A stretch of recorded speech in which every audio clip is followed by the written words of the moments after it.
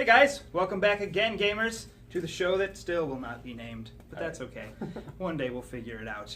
For sure. So yeah, we're back again. Weekly update here at Guerrilla Games, just telling you guys what's going on, what's going down in the world of video games, magic, and nerdery. Other stuff, yeah. Yeah, so big things this week in terms of video games.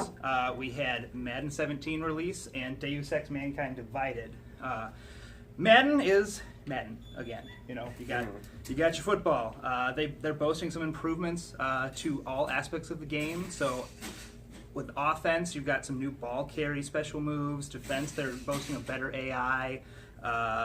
Special teams, say that every year. They do. They always say that. New kick meter, better blocking for kicks, and new trick plays. So it does actually look really good. The screenshots and stuff I've seen and some of the gameplay, it looks really, really nice. But so did the last one, for that matter. So we'll see. Yeah, what I think consensus is on it. But one really cool thing that I saw was Des Bryant, who's the wide receiver for the Dallas Cowboys. For those of you who may or may not know, he apparently was really angry because he felt like his overall rating in Madden was too low. Oh, really? So he took to Twitter to complain. No, I did hear about that. EA. Didn't they change it? No. So No? then what they did is they said, well, the reason your rating is too low is your kicking rating is bringing down your overall average because his kick rating is 0 because he's a wide receiver. So they ran a simulation with Des Bryant going out to kick like a game-winning field goal. And it kicked the ball, and it just literally just went 2 feet in front of it. So I thought that was pretty funny. That is funny. Yeah. So Madden, if you're into Madden, it sounds like from what I'm hearing, I've never really been into Madden. I enjoy into Madden, football. I love football, but probably sure. 08, Back in 09, college. When I was in college. Yeah. College years when you play with your buddies. Yeah, I mean everyone. I played Madden a lot, but other than that, I kind of fell out of it. Yeah, but. Yeah, general consensus from stuff I've been seeing on Twitter and all that. People are liking it. So might be something you want to check out if you're into Madden, definitely. The other big one this week was Deus Ex Mankind Divided. Quick rundown. It's a cyberpunk action role-playing stealth game, just like the other ones. It's set 2 years after Human Revolution. You're still playing as Adam Jensen, who is an augmented human working this time with a special Interpol group to capture a group of also augmented humans. But on the flip side, he's also working with this new group called the Juggernaut Collective, and he's looking for the Illuminati. So this game is totally Illuminati confirmed. For sure. The game is very choose your own play style, so you can be like stealth action, stealth, peaceful, stealth, just kill everyone, or you can just go straight up guns blazing in. And that's usually the best option. Yeah, that's what I found too. Yeah, if you played the last one, I played the last one, and I was like, oh, I'm going to be like a hacker, and I'm going to do all the sweet stealth stuff. We did the and then the same way. and then halfway through the game, they lock you in a room with this dude with a chain gun, and they're like, all right, now you have to fight your way out. Yeah. And it's I don't have, I have no combat skills. And I spent, I rented the game from Redbox, and I got to that point, and I was just like, I'm done with it. Yeah, that's kind of how I took to it too. I was like, because I love stealth games. I've always been a big Metal Gear fan and stuff, and sneaking around. And that's the way I've always approached the game too, is very stealth. But I felt the same way. I got about halfway through the game, and it was like, okay, I can't really do stealth anymore. Yeah, it didn't feel like. And it's way easier. It's the same problem that I had with Watch Dogs. It was Watch Dogs was supposed to be this really awesome, oh, you can hack all these things to, throw off all these other people, and it's 9 times out of 10 the easiest way is just get a heavy machine gun and just mow everybody down. Yeah. And it was I would spend all these missions setting up all these intricate things, where I was all right, so this guy's gonna come here, and then this is gonna blow up, and it's gonna, and then it was just I would fail, and then it was whatever, and just roll in there. Yeah. And that was just way easier and faster and more effective. So. We'll see how Mankind Divided does, though. I haven't gotten very far into it yet. Full disclosure, but it does seem like it's a little bit better than the last game. So yeah, I mean, not the last game was bad. I loved. So I was totally on board with it, and then like I said, it just got to that point, and I was just and it wasn't like I could go back or anything. It was just you're locked in this room. There's no way for you to get out. And it's I couldn't backtrack and level my dude up anymore. I mean, I guess I could load a previously saved game, but that was about it. Yeah. Yep. That's about it for games this week. I'm still just playing the same stuff I've been playing, more Uncharted and No Man's Sky, which is going on right behind me here. Yeah, So sure. I still like it. There's so much.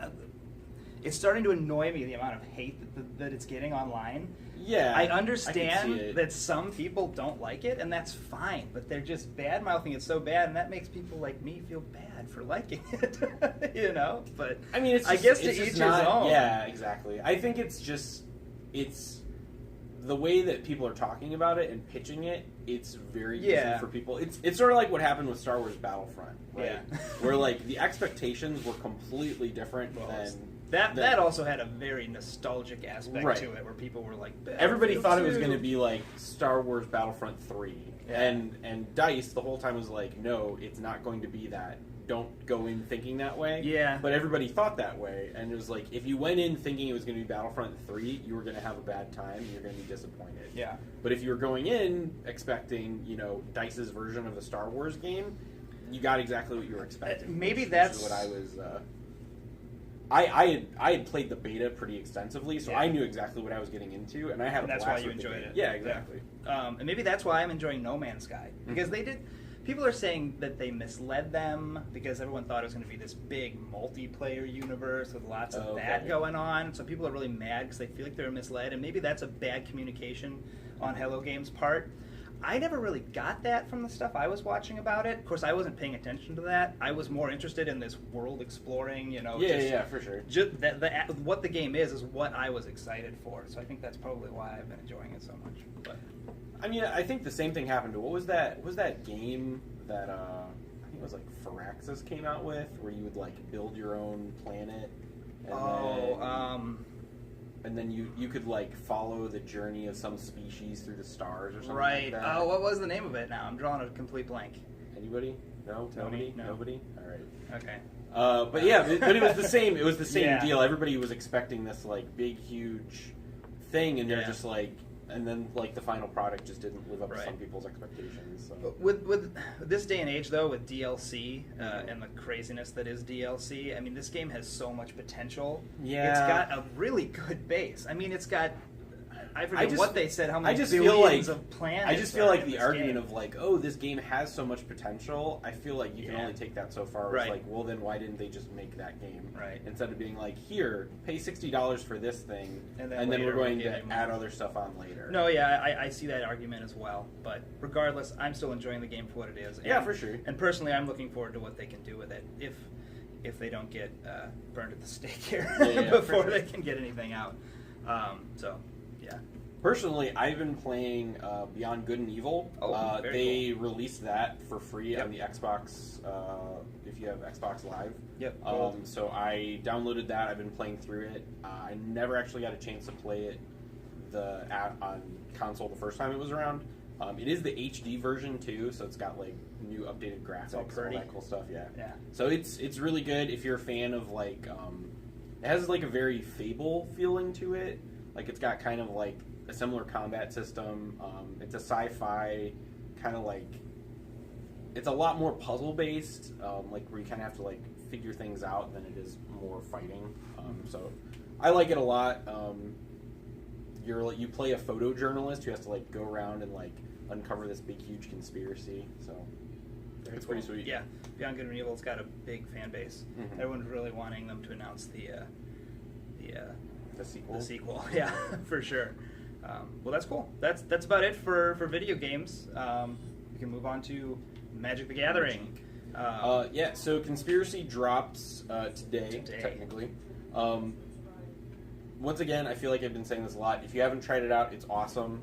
It's a draft format where they basically designed it from the ground up to be all-around drafting. So there's just a lot of design space in the set that's based around actual drafting of cards that you won't get anywhere else. There's also tons and tons of really sweet reprints that have boosted the expected value of a pack. Yeah, right now it's above more than MSRP. Yeah, someone was telling me that the expected value of a booster box is more than MSRP.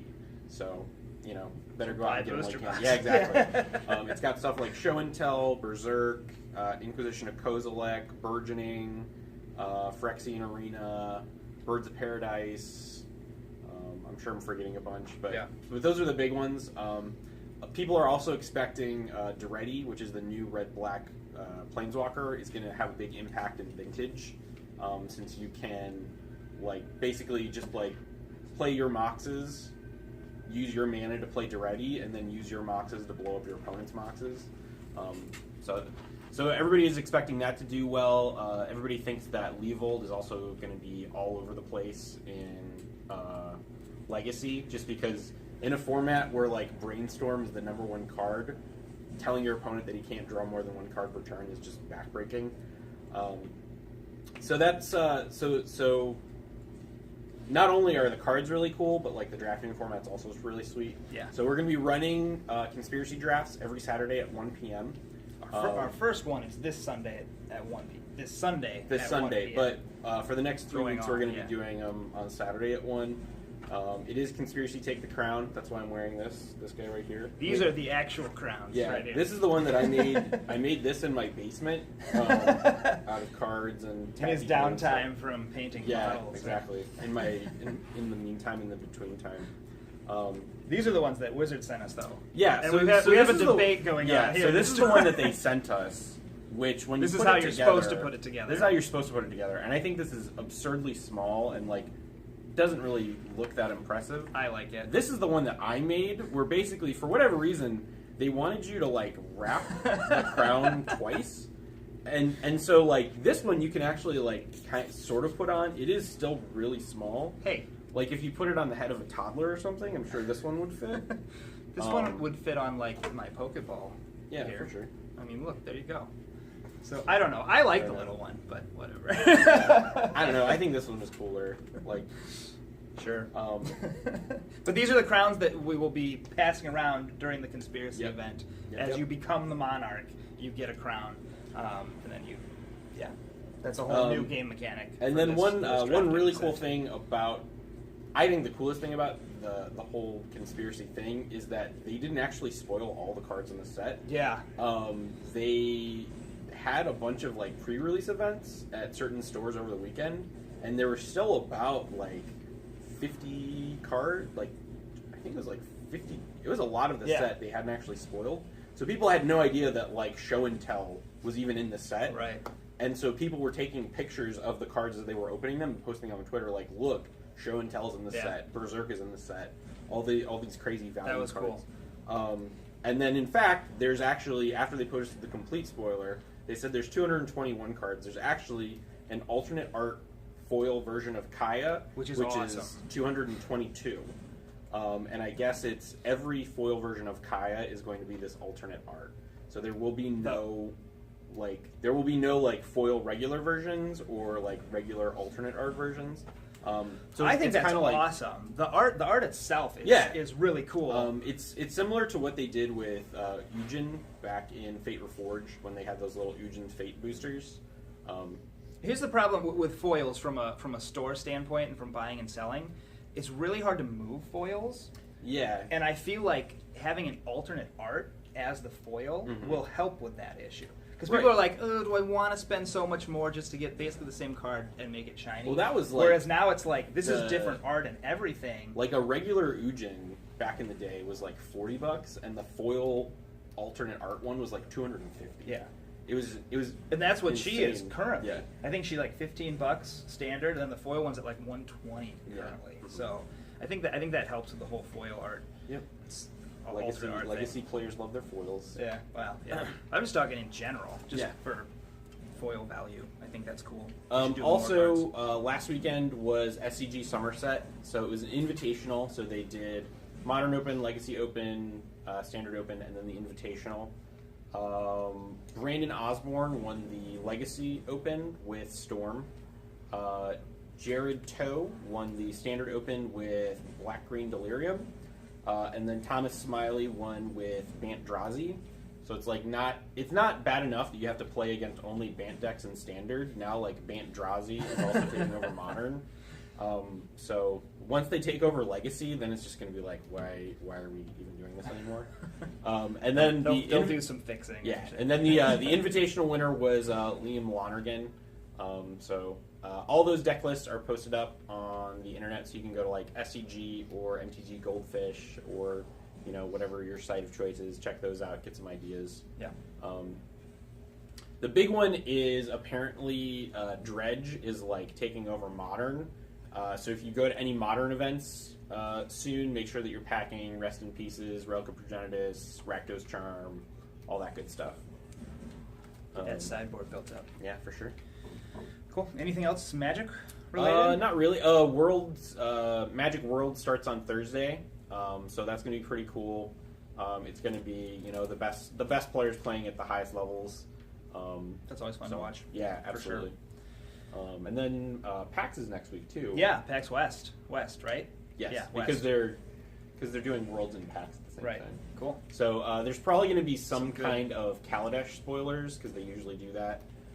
So I'm looking forward to that. Very cool. Awesome. Yeah, there'll probably be a lot of news out of PAX, so we'll get all that to you next week for sure. Store announcement-wise, Smash was really light this week because school started and it was kind of the end of the big summer tournament season. But we're still running it. We got Smash 4 every Saturday at 4 o'clock and 6 o'clock, and then Melee on Mondays at 6 o'clock. So come out for those guys, especially now the school year started getting more into the groove of things. Hopefully we start getting some more consistent numbers at those events. It's a lot of fun. Everybody enjoys it a lot. Mario Kart this month we're running Hyrule Circuit. We do a monthly time trial for Mario Kart. It's $3 a try. You can try whenever you want. You can come into the store, whenever we're open basically, and the cage isn't being used for a tournament. And you can try to post the best time. Currently, Ryan Cowgill is in first with a time of 2:18.7, and that's on Hyrule Circuit. I think I mentioned that, but say it again. So come on in and try your hand at that. This weekend is really busy on Sunday. We've got the Conspiracy Draft at 1, and then at 2 we're running our first Halo 5 free-for-all tournament, which is getting a lot of buzz, so it could be really cool. So come on out for those, and then our standard is at 4, Magic Standard, which we do every Sunday. So come on out on Sunday and play some Magic, play some video games, and have some fun. Sealed is going well. Yeah, we're headed into the last week. Week 6 starts tomorrow. Right now, Tony's in the lead. I'm right on his heels, and then right after that is Zach. And I haven't gotten any games this week, so I don't know where I'm at. Yeah, I mean...